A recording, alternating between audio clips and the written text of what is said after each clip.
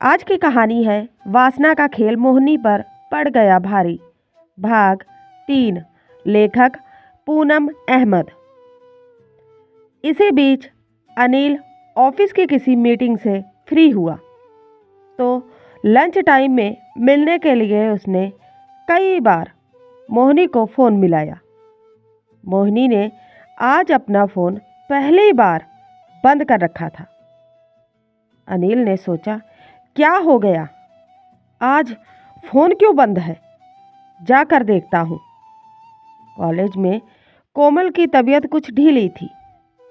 उसने सोचा, माँ के पास जाकर आराम करती हूँ। वह भी मोहिनी को फ़ोन मिला रही थी। फ़ोन बंद होने पर कोमल को माँ की चिंता होने लगी। वह फ़ौरन छुट्टी लेकर माँ से मिलने चल दी। अनिल मोहिनी के घर पहुंचा तो देखा ताला लगा हुआ है। इस समय कहाँ चली गई? उसने इधर उधर देखा। कुछ बच्चे खेल रहे थे। उनमें से एक बच्चे ने इशारा किया कि आंटी उस घर की तरफ गई हैं। अनिल के मन में पता नहीं क्या आया। वह सुधीर के घर की तरफ चल दिया। कोमल भी पड़ोस में रहने वाली कुसुम आंटी के यहाँ बताने पर कि उन्होंने मोहिनी को सामने वाले सुधीर के घर जाते देखा है, अतः वह भी सुधीर के घर चल दी। अनिल ने सुधीर की डोरबेल बजाई। अंदर सुधीर और मोहिनी बेड पर एक दूसरे में खोए निर्वस्त्र लेटे थे। डोरबेल बजने पर कोई कोरियर होगा, यह सोचकर बस टॉवेल लपेटकर गेट खोल दिया। सामने अनिल खड़ा था। सुधीर की अस्त व्यस्त हालत देख अनिल को एक पल में सब समझ आ गया। अब तो कोमल भी चुपचाप पीछे आकर खड़ी हो चुकी थी। सुधीर सकपका गया। वह अनिल से तो कभी नहीं मिला था, लेकिन कोमल से एक दो बार मिल चुका था। अनिल ने सुधीर को एक तरफ धक्का देकर अंदर जाते हुए पूछा, कहाँ है मोहिनी? कोमल को धक्का लगा कि अनिल कैसे उसकी माँ का नाम ले रहा है। क्या हो रहा है यहाँ सब? इतने में सुधीर चिल्लाया, तुम यहाँ क्या कर रहे हो? जाओ यहाँ से, मैं मोहिनी से मिलकर जाऊंगा। कहते हुए अनिल बेडरूम की तरफ बढ़ गया। सुधीर ने पहले जल्दी से अंदर जाकर अपनी पैंट उठाई, फिर बाथरूम में पहनकर निकला। तब तक अनिल मोहिनी के सामने पहुंच चुका था। बेडरूम का दृश्य देखकर कोमल जैसे पत्थर की हो गई।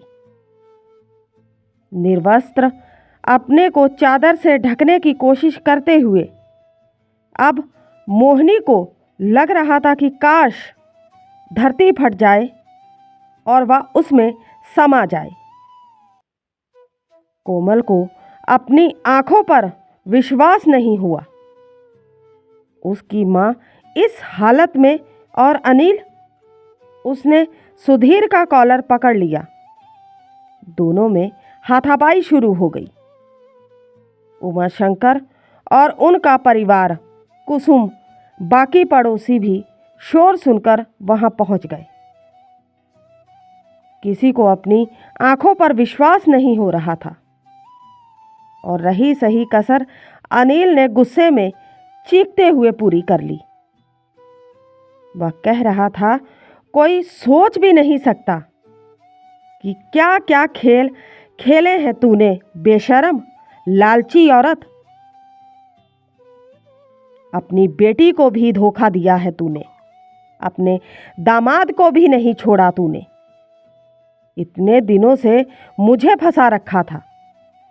कोमल को लग रहा था उसके कान के पर्दे फट जाएंगे।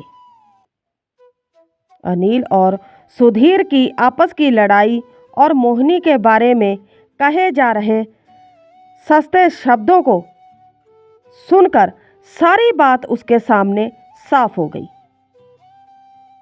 मार पिटाई बढ़ती देख इतने में किसी पड़ोसी ने पुलिस को खबर कर दी।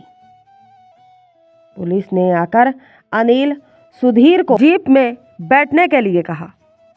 सुधीर ने बड़ी मुश्किल से कपड़े पहनने की इजाज़त मांगी। पुलिस के सिपाही ने अनिल को कॉलर पकड़कर बाहर की तरफ चलने का इशारा किया। अनिल जाते जाते मोहिनी को गालियां देता रहा। सुधीर भी जाते हुए चिल्ला रहा था, तू वैश्या से भी बदतर है, थू है तुझ पर, गिरी हुई औरत है तू। पड़ोसी भी एक एक कर कोमल के कंधे पर सतावना का हाथ रखकर चले गए। खड़ी रह गई कोमल ने जलती हुई नफरत भरी आंखों से मोहिनी को देखा और फुफकार उठी, आज आपने मेरा हर रिश्ते से विश्वास उठा दिया। आज से आपका और मेरा कोई रिश्ता नहीं, कभी मेरे सामने मत आना, कहकर कोमल चली गई। अब मोहिनी शर्मिंदगी और पछतावे में डूबकर घुटनों पर सिर रखकर फूट फूट कर रो रही थी। अपने रूप और यौवन का सहारा लेकर वासना और लालच का खेल खेल कर दो पुरुषों से अनैतिक संबंध रखकर उनसे फायदा उठाने चली थी। अब बेटी और समाज की नज़रों में हमेशा के लिए गिर गई थी। यह तो होना ही था। तो उम्मीद करते हैं आज की कहानी आपको अच्छी लगी होगी। अच्छी लगी है तो सपोर्ट कीजिए। ये थी कहानी का अंतिम भाग। मिलते हैं किसी नई कहानी के साथ, तब तक के लिए बाय।